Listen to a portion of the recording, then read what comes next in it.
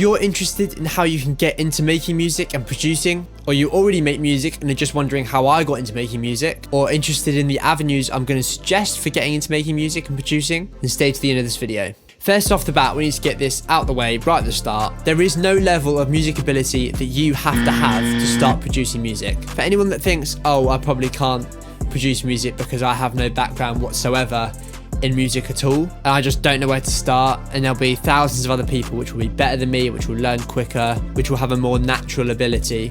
3 things I have to say to that. First of all, you don't need a single ounce of experience in music to start producing. Of course, having an understanding about music theory can help and can be applied to production, but you can never have picked up a musical instrument in your whole life and you can start producing music and learn to produce to a very good standard. You'd be surprised how many top producers didn't have that much experience in music at all. The next thing to that statement is that of course you don't know where to start. That's the whole reason I'm making this video. Feel free to watch others as well. Learn from the people who've been producing for years and see the way they and I suggest the paths into music production. You're not supposed to know where to start before you've started, so don't let that put you off. The last thing I have to say to that hypothetical statement I literally just made up. Of course there'll be people which learn quicker, understand production faster, but that's never a reason to not do something. There'll also be a lot of people slower than you. The point is that comparison is useless, especially in the music industry, because everyone's so different, and the way they got into making music, the way they make music now, it's also different, and everyone's journey is unique. So how did I start producing and beat making? So I had a bit of a relationship with music before I started to produce. I learned drums from a fairly young age.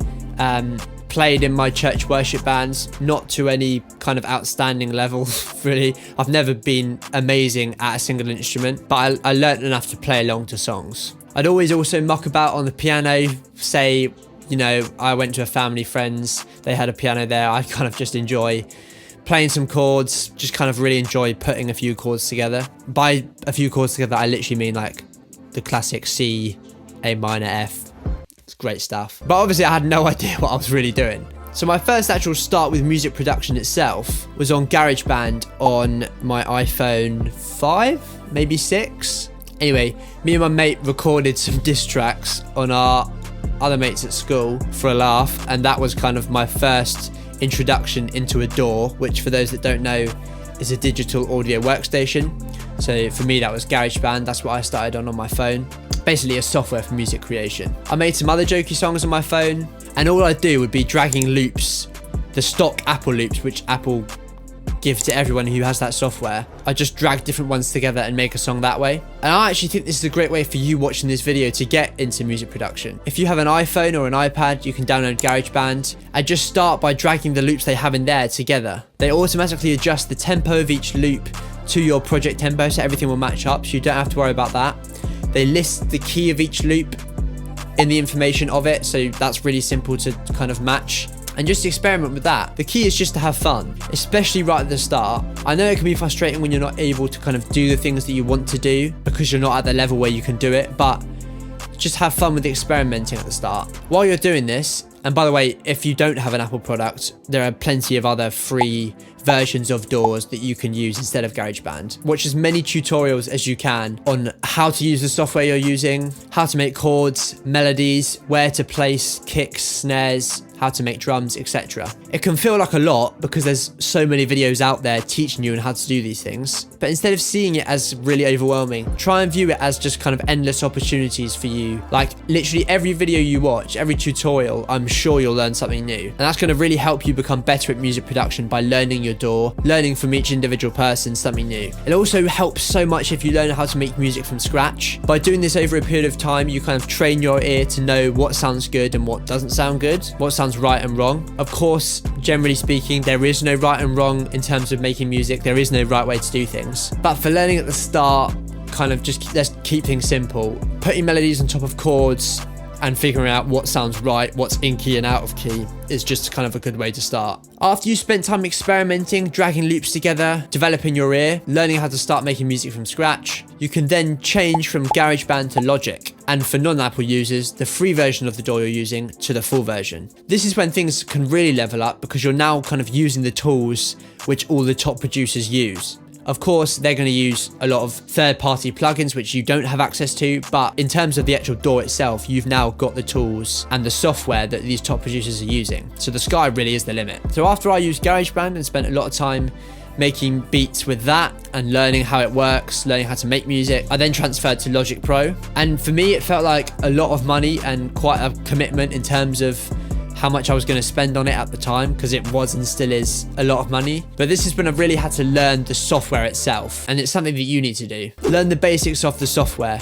how to get to the mixer, get to the piano roll, how to click in notes, the different commands in the DAW, all this stuff which is going to be absolutely fundamental when you open your DAW every time you make music. That's the stuff you really want to nail down first. At this point, you can get stuff from online, loops, starters, drum samples, one-shots, and use them as opposed to kind of just dragging loops together in the DAW itself. Try and make music from scratch if you can.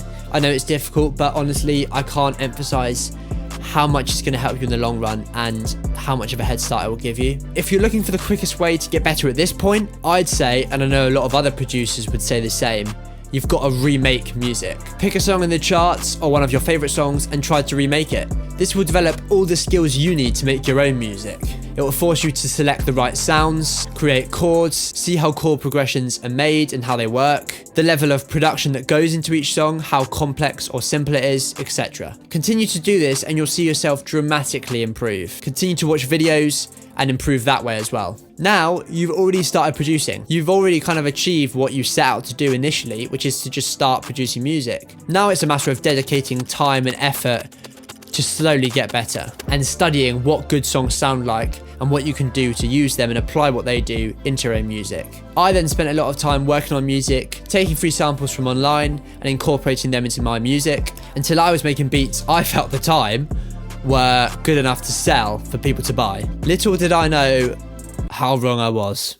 Those beats were definitely not good enough to sell, but I realized that I wanted to make this a career and I just kind of wanted to get started with selling my music and trying to make money from it. So I would say be wary of trying to monetize your music too early. Often it's a matter of waiting longer than you think before selling beats. We often think our music is better than it is. So just focus on getting better and making good music at the start before trying to monetize. So from this point onwards, it was a steady incline in production ability, learning as time went by, and I'm still learning literally every day. It wasn't a steady incline in terms of how much time I spent on music. There'd be a kind of a couple months where I would not make music at all. Then the next month I'd be on it every single day. So that was very much a jagged line. But anyway, now I've got to the point where I've gone full time with my music, trying to make it my sole livable income. So feel free to follow me and see me continue this journey. I really hope this video helped. Feel free to actually join the producer Discord, which is the first link in the bio. You can kind of learn from other producers in there and kind of people in the same position to you. And I'm in there a lot of the time, so I can help out, answer any questions you have. And I'll see you in the next video.